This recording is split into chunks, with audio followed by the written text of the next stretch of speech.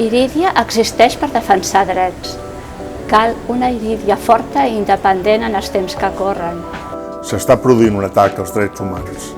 L'extrema dreta global està controlant cada cop més l'agenda dels governs. I els drets de tothom estan en perill. Davant de l'auge dels que aposten per vulnerar drets, és imprescindible que moviments socials i organitzacions com Irídia tinguin més força que mai.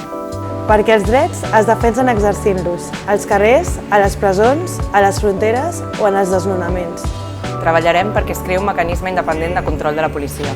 Volem seguir donant suport a les persones que són víctimes de violència policial.